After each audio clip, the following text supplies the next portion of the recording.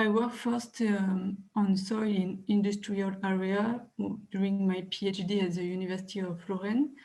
So Lorraine is a region in the northeast of France where there was a very strong past for mining and industrial activity, especially iron industry. So we have a lot of brownfield and there is a lot of labs working on how to manage this brownfield. So me during my PhD, I work on the soil forming from iron industry sludge.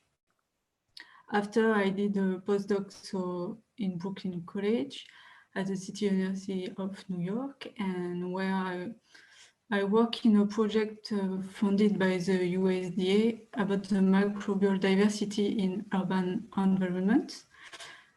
And so after I work in China for 3 years, and because we have a joint lab between France, the University of Lorraine, and one lab in the University Sun Yat-sen in Guangzhou. And so I work mainly on the remediation of ion adsorption reverse mine tailings. So I will try to illustrate my presentation with these 3 experiences, but if you have more questions, I can answer. So first, I would like just to talk about the influence of human activities on soils. So soils are complex and dynamic systems in interaction between different compartments of the environment and also in interaction with the socio-economic system. So soil provide essential function for the functioning of the terrestrial ecosystem, but also provide necessary services for the development of human societies. In turn, the human activities have modified and still are modifying the soil, and positively or negatively the soil and their capacity to fulfill their function.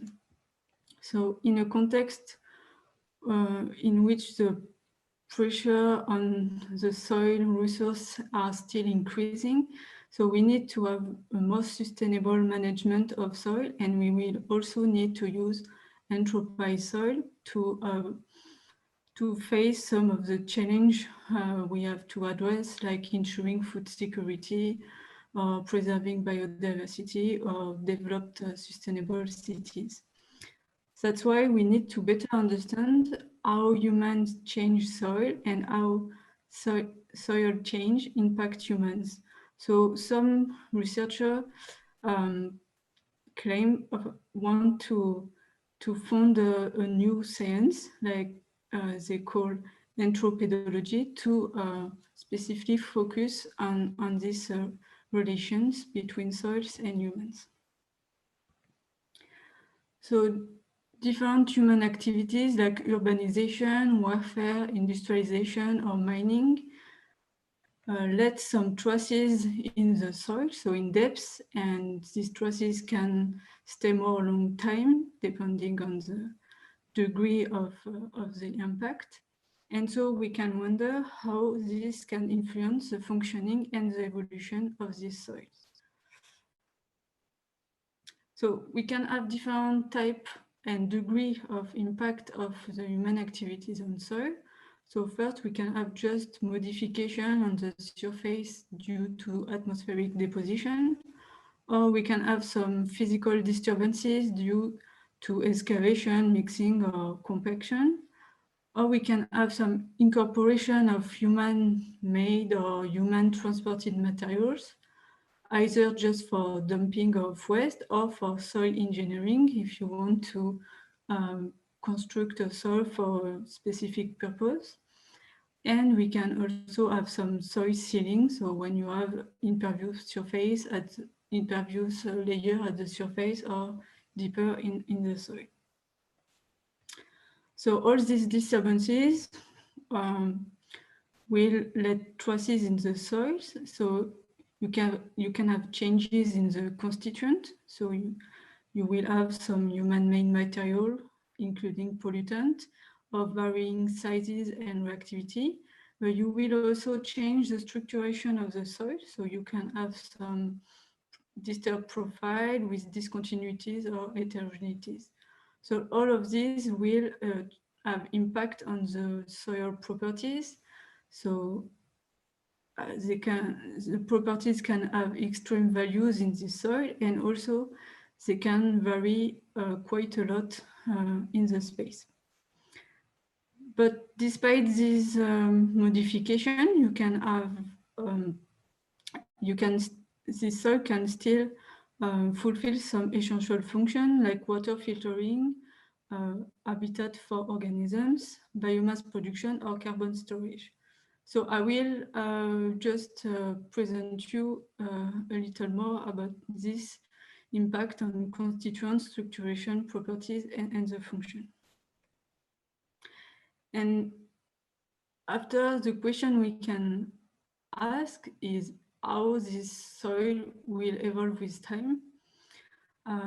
Because we can assume that the evolution of the soil will depend first from its characteristics, so its constituent and its structuration and its properties, but also will depend on the external factors. So we know that in anthropized area you can have a lot of human disturbances, and we also know that we are in a period of climate change. So all of this can influence the evolution of the soils.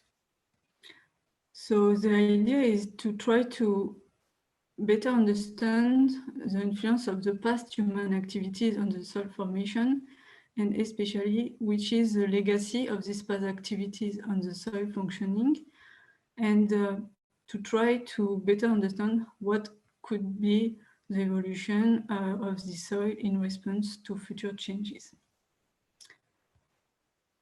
Now, just before starting, so I just want to remind that, as Anna said, that this soil, it's quite recent, the studies of this soil. So it started in the 70s, mainly on mining soil and then urban soils. And so you have a different name to call them, so man-made soil or anthropogenic soil, urban soils. And so since 2000, now they are described in different soil classification. And in 1998, so was introduced the term soil of urban, industrial, traffic, mining, and military areas, so SWITMAS, to describe the diversity of these soils. So this is the name of the working group of the International Union of Soil Science, which is dedicated to the study of these soils. And so you have a conference every 2 years. And so this was one in Mexico. So you can see Anna on the picture. And so for the rest of my presentation, I will use the term SWITMAS to talk about this soils. So first, I would like to show you the diversity and the variability of properties in these soils. So you can have a large diversity of SWITMAS depending on the land uses. So this is this picture comes from a paper from Jean-Louis Morel, who is my PhD director, and he was the chairman of the SWITMAS working group. So he tried to classify the SWITMAS in different groups. So from the vegetative pseudo-natural SWITMAS, so it's more like urban forest or urban agriculture. And after vegetative engineered SWITMAS, so it's more like constructed soil. For example, when you want to do remediation, you can try to reconstruct the soil using some byproducts and try to make a new soil with different layers to after try to have a new soil which fulfill function on degraded sites. Or you can have other type of engineering soil, like for green roof. other type is a dumping site sweet mass. So for example, in urban soil, when you have construction debris, or in mining site or industrial site, when you have a pond with tailings or settlings of different waste from the industry. And the last category is bare sweet mass. Look, for example, all the seed soil in the street or for the roads. So with impervious layer on the surface, and generally you have a lot of pipes or things inside. So one of the particularity of this soil is you can have some human-made materials. So here I just also show you a range of soils with different types of human-made materials and also different proportion. So you can it's just natural soils, but it's in New York City, so it's in urban area, and you can go and till soils which are formed on purely anthropogenic soil, for example, in mining area. So in the classification, so the international classification of soil, they give some examples of man-made materials you can find, so rubbers or refuse of human settlers, industrial waste, mine spoil, dredged sediment, excavated bedrock, or oil products. And this is just for give you an example. In New York, from one soil, it's an example of what we can find. So some bricks, glass, coal, slag, or even shells. So this represents a high proportion of the coarse fraction of the soils. And so some German colleagues, they work more on the contribution, for example, of bricks on the properties of the urban soil. So as you can see on the picture, so the roots are able to enter the bricks, and so it means they can use water and nutrients which are stored in the bricks. So they show that the cationic exchange capacity and also the specific surface area of the bricks depend on the particle size. So if you have smaller particles of bricks, you will increase the capacity to retain the nutrients and the water. And so they show that bricks can supply plants for different nutrients if we compare, for example, to sandy soils. So it means that bricks can be contribute to improve the soil properties for some soils. So now I just want to show you the variability for some properties in this soil. So for example, for the pH, you can have some mine soil which are very acidic, especially when you have tailings with contain sulfides. So when they are in contact with oxygen and water, so you have a transformation of oxidation of the sulfides, and so you generate very acidic water like this red water you can see here in the picture. So it's a mining site in China. And at the opposite, you can have some industrial waste which are very alkaline, for example, bauxite residue or other things. So it means you can have soil which will develop on waste with very different pH. And also in general, in urban soil or traffic soil, we saw an increase of the pH because of the presence of carbonates due to the presence of concrete or due to the leaching of the building or the material which are used, for example, for the road construction. Here you have an example in Japan. They study the soil under the pavement, so on a road. So you can see that the material, so the subbase used for the road construction is alkaline. And so you will have also an alkalization of the topsoil, which is the soil before the construction, which is alkaline due to the leaching from the subbase. So in general, in urban soil, you will tend to have more alkaline soil, even if the soil were acidic before the urbanization. You also can have high variability in organic matter and nutrients content. So in general, in mine soil or seed soil, you have quite low organic matter and nutrient content. But in some urban soil, you can have accumulation of organic matter and nutrient. For example, if you have urban waste or sewage waste, treatment waste, which are incorporated, or gardening practices when you have urban garden, etc. And one also some particularities on the organic carbon in urban soil is that so you have a high spatial variability depending on the land use, if you have sealing or if you have vegetation, if you have gardening practices, but also you have specific distribution with depth.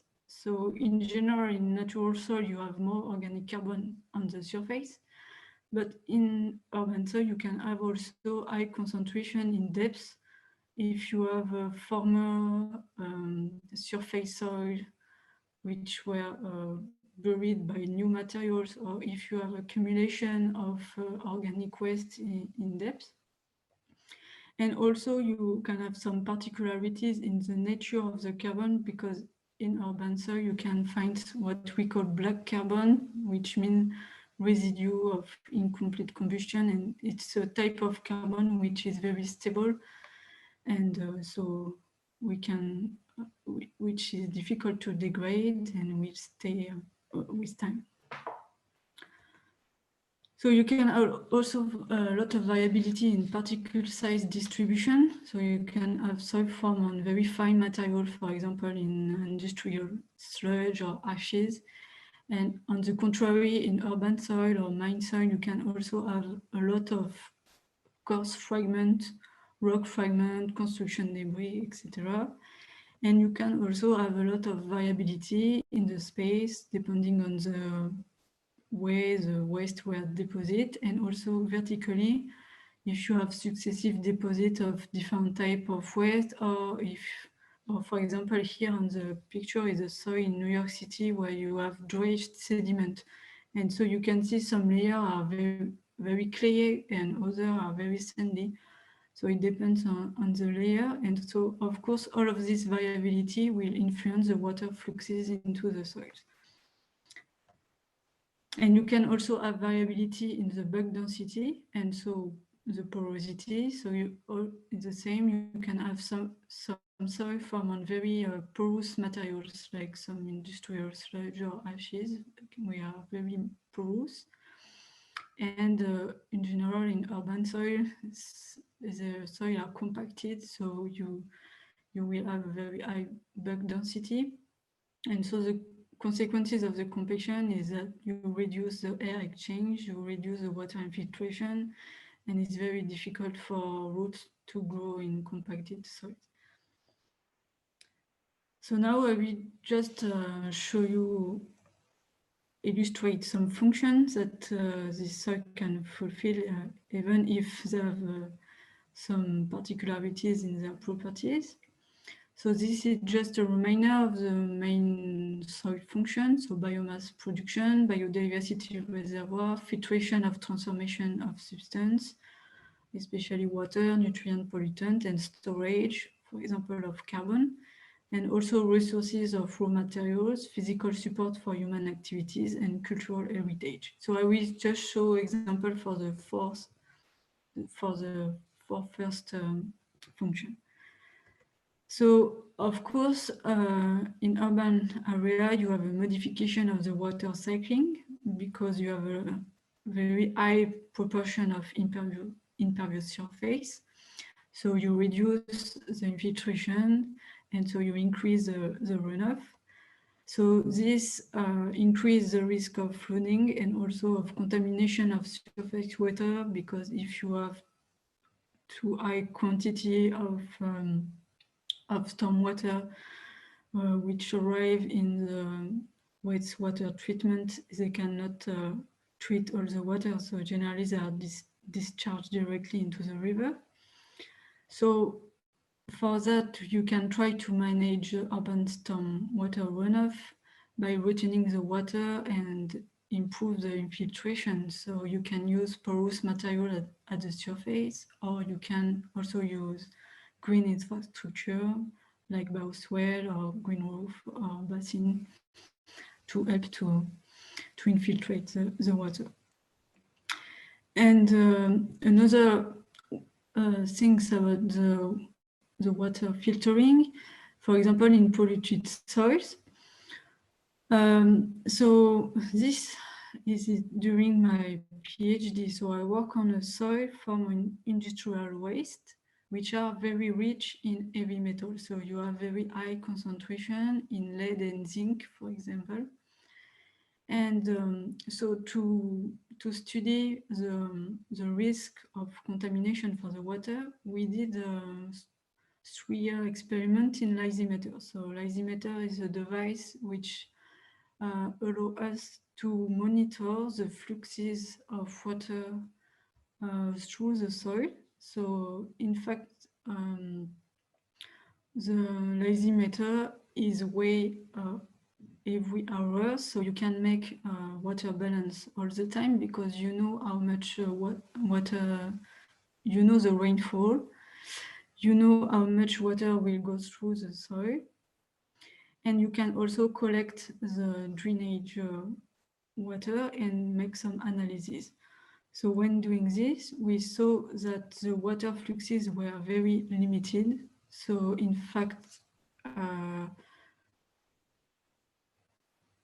water goes through the soil just 2 times during 3 years because these materials are very high porosity and water retention. So all the water is kept in the soil and don't go through the soil. And also, when we analyze the drainage water, we saw that the concentration of metals were quite low because the metals were not available, and so they stay in the soil. So it means that even if the soil is very highly contaminated, the risk of contamination for the water is very limited for this soil.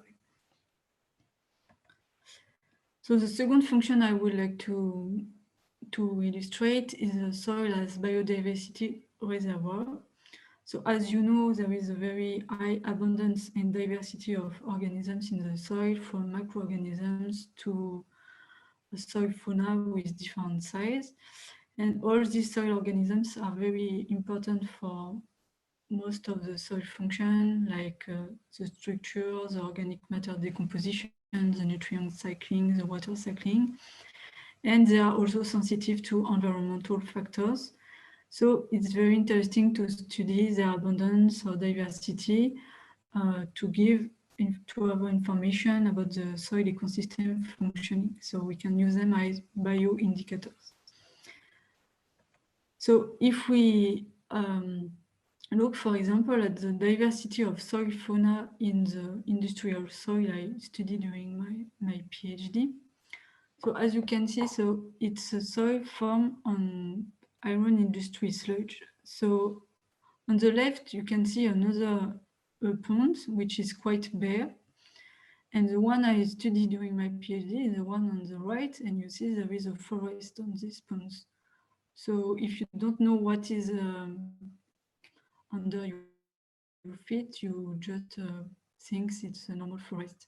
And when we look at the fauna, in fact, the abundance of fauna is very high in the soil and even higher than here we compare with other forests in the region on unpolluted soil. And we saw that the abundance of fauna is higher on this soil, even if it's polluted. So if you compare here, it's a P soil, it's this one. So you see very high concentration of cadmium, lead, and zinc compared to the unpolluted soil, but even despite this contamination, you have high abundance of fauna. But you can see also that you have higher concentration of organic carbon, of nitrogen, of phosphorus. So it means this soil, of course, it's polluted, but also have a lot of nutrients and organic matter. So it's very important for fauna. After, so you have higher abundance, but we saw also some changes in the community structure. So it means that the community structure is quite different. So perhaps it will induce some changes in the functioning of the soil in the future. So this needs to be more studied. So another example is here. So the microbial diversity in a range of urban soils in New York City. So we try to have some soil from naturally deposited materials and some soil from on human altered and transported materials. So by distinguishing some soil with low artifact fields, so less than 10%, and soil with very high artifact fields, so mainly soil formed on construction debris and soil formed on coal ash. So when we look at the bacterial diversity in this soil, we saw that the diversity tended to be lower in the soil formed on natural deposit materials compared to the one formed on human-made materials. And another example is the influence of soil sealings on biological activity. So some colleagues from Poland, they study that and they show that soil sealing induce a decrease in microbial biomass and activity, and also some changes in the community structure for bacteria and fungi in relation to the changes in soil properties, especially low aeration, water stress, reduced carbon availability, and change in pH. So now we'll focus on another function, so production of biomass, and for that we'll just present more what we did in China. So just for the context, so we work on ion adsorption reverse element mine tailings. So what is it? In fact, in South China, you have very specific deposit for reverse elements. So in fact, during the soil formation, so it's red soil, typical from tropical area, you have migration, in fact, of rivers, and they will accumulate in the clay, here, the clay B horizon. So the traditional mining for this type of deposit is that to remove the surface soil, to excavate this clay layer, which is rich in rivers, and after, so to put it on a plastic and to make a heap, and after to leach the materials with ammonium sulfate to make an exchange, because in fact the rivers are just adsorbed on clay, so we just make an exchange between ammonium sulfate and rivers, and then we can collect the rivers in the leachate and make some treatment in the sedimentation tank to recover the reverse oxide. So after this operation, you have large areas of mine tailings, so without vegetation, which are subjected to very strong erosion. And you have also pollution of the water, surrounding water and agricultural soil with nitrogen, sulfate, and rare element. So we work to try to make some phytoremediation on these mine tailings by using, in fact, organic amendment and different plants. So we try some grasses, but also some fiber plants. So the idea is to grow plants, and after we can collect the fiber, and so local people can make some benefits also from this area. And so we set up some experimental plot to work more on, to try different type of plant and different quantity of amendment to see what's the best. And so briefly, so we saw that grasses grow quite well, but for fiber plants you need to have a lot, they need quite a lot of nutrients, and these soil are very, very poor on organic matter and nutrients. So you have to have regular input of amendment, otherwise it's very difficult for the plant to grow. And finally, I just want to show you a little about carbon storage in these soils. So with some colleagues in France and in New York City, we try to quantify the soil organic carbon stocks in New York City and Paris. And so we saw that carbon stocks are quite similar in both cities, and we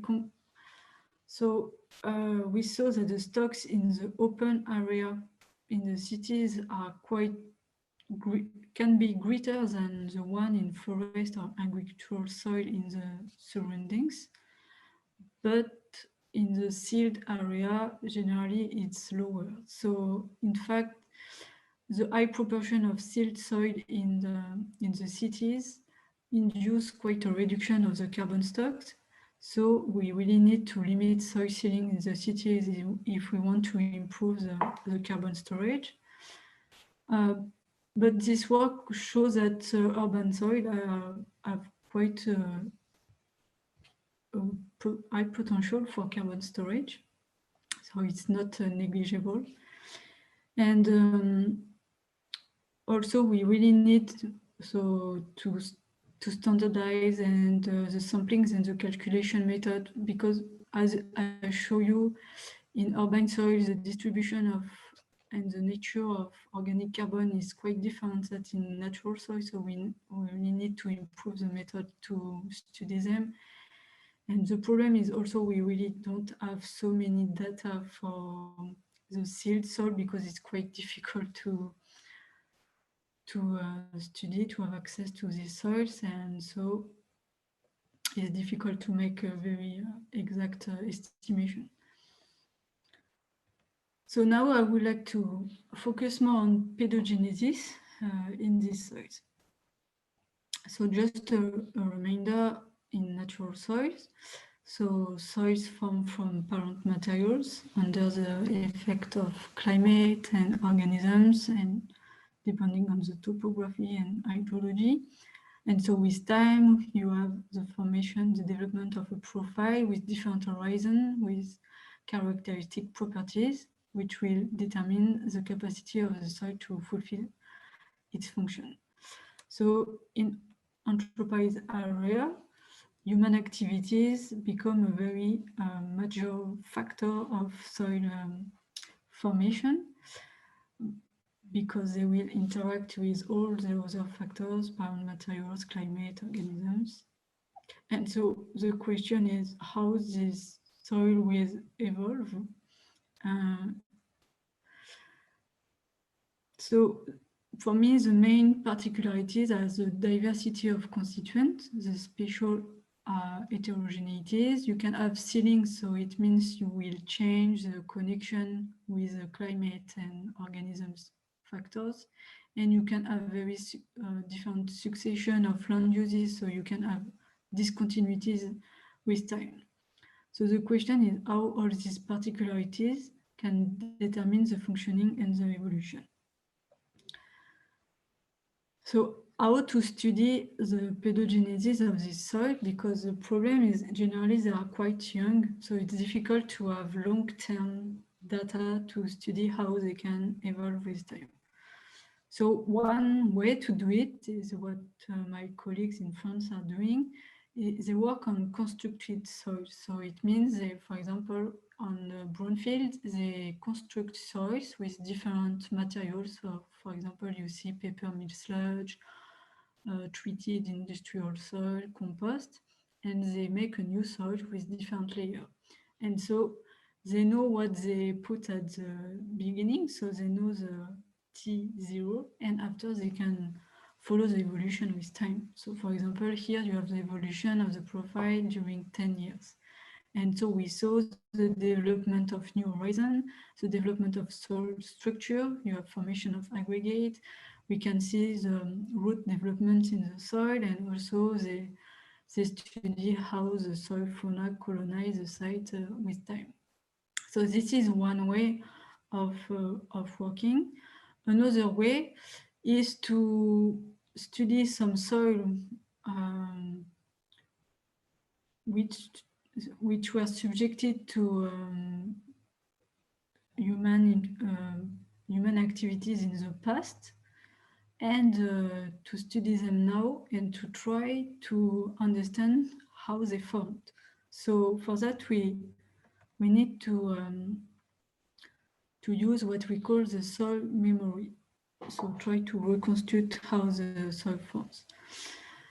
So this for that we can use one concept, so from Rhodes, which is that the soil formation result from the formation, selection, accumulation, and differentiation of solid residuals, which come from functioning processes, so cyclic and rapid changes in the soil, which involve liquid, gas, and organisms.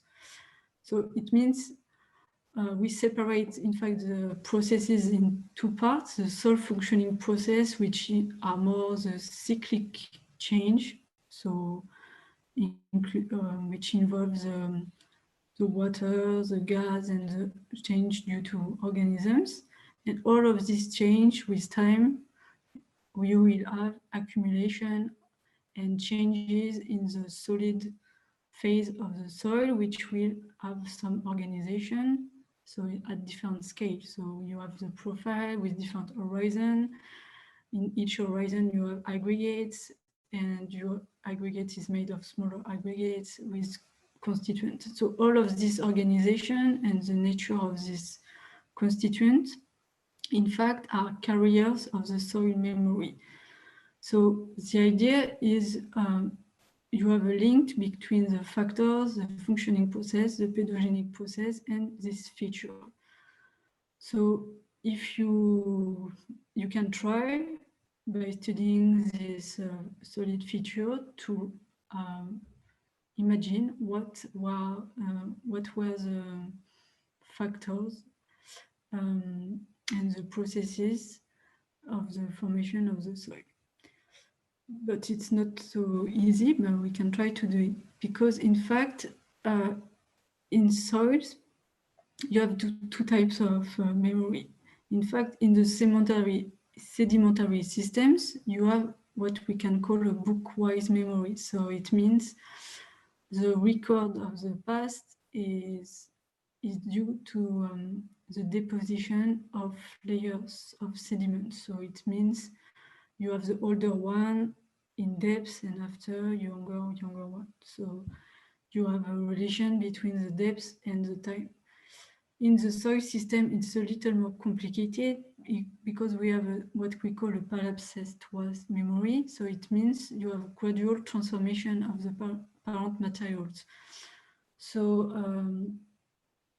it means you have a redistribution of the constituent, because you have alteration of the parent materials, but also input of, for example, organic matter on the surface, and redistribution due to action of water fluxes, of fauna bioturbation, etc. So it's a little more complicated than in sedimentary systems. But in urban soil, you can have both of these memories, because, for example, if you have a new input of materials, you can bury the former soils and so quite preserve it. Or if you have sealing on the surface, you can also preserve what you have below. And so sometimes you can also have the record of the succession of the different land uses. So I will just show you illustrate this on the soil I studied during my PhD, which is developed on iron industry byproducts.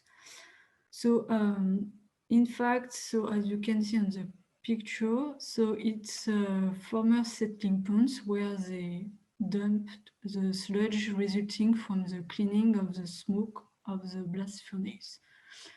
And so we think that the pond was abandoned in the 50s, and as you can see, so nowadays the industry has been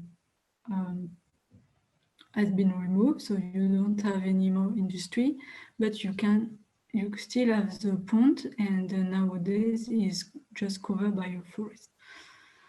So if we look at the profile of the soil, so you can see you have a lot of superposition of the horizontal layers. So in fact, it corresponds to the successive input of industrial sludge.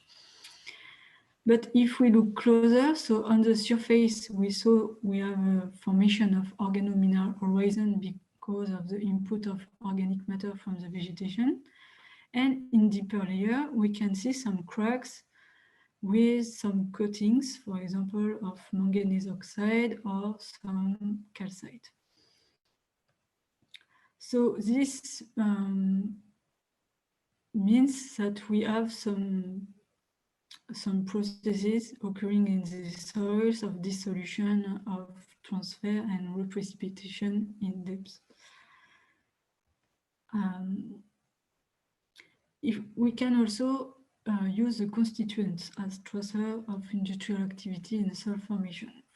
So if we look at the elemental composition, so we can see we have very high concentration of manganese, iron, and also lead and zinc.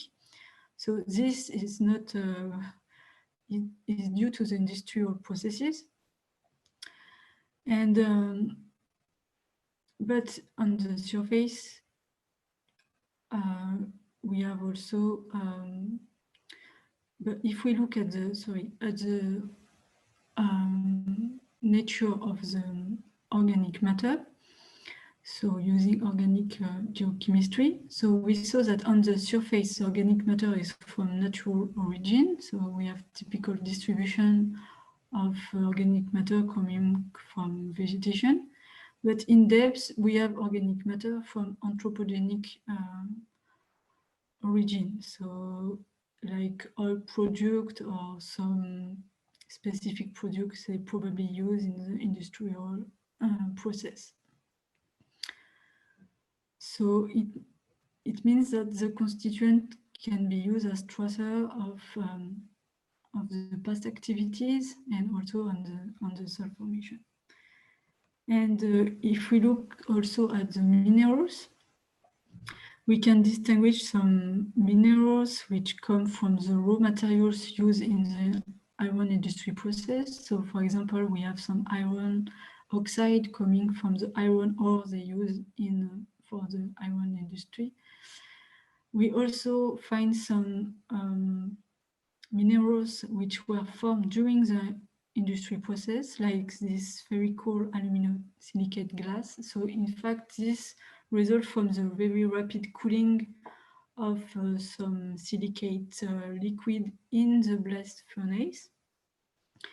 And after, we saw that we have some weathering of this glass, which forms some aluminosilicates, and we also see the precipitation of some carbonates. So this transformation occurs in the pond because this is a result of the alteration with water and organisms. So it means minerals can be also used as tracer of the different state of the formation of the parent materials and after of pedogenesis. And so if we make just a summary of the different processes we saw in this soil, so we have the development of organomineral horizon on the surface. We saw we have some also processes of decarbonatation and sulfate migration and precipitation of calcite in deeper layer. So this is what occurs commonly in carbonated soils in natural environment. We also have some glass weathering, which is more typical of what we saw in volcanic soils. And we have some manganese oxide weathering and segregation and formation of coating in the cracks. which can be also observed more classically in hydromorphic soils. So it means that all the process we observe, it's process we can find in natural soil. But generally, it's quite different soils. So it's really rare to have all these processes on the same soil.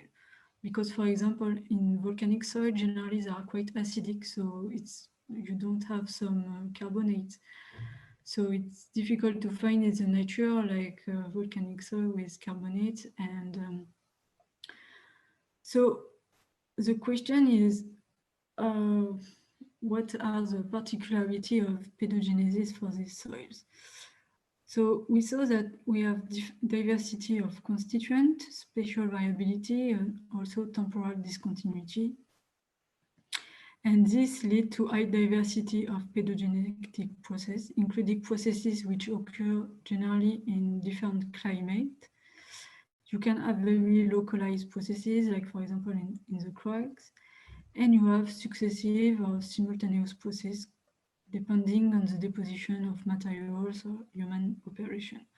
So all of these make possible to have combination of processes which coexist rarely in natural soil in a same pedoclimatic region. So this could be a particularity of the pedogenesis for this soil. And this also asks questions for the evolution, because we don't know if we will have some interaction between these processes, or if one processes will become dominant. If it's possible also we can have the development of very different soil over a short distance. And it's possible we have a complex and polycyclic evolution due to the constraint by the human operation. So just for conclusion, so I just would like to show you the high diversity of SweetMap, because they are developing under the influence of natural and human factors, but they can fulfill some essential function and provide important ecosystem services. And we really need to further investigate this soil to better understand their formation and their functioning, and try to predict how they can evolve with time in order to better manage them. So I thank you for your attention, and just want to thank all the labs and people I work with during all these years.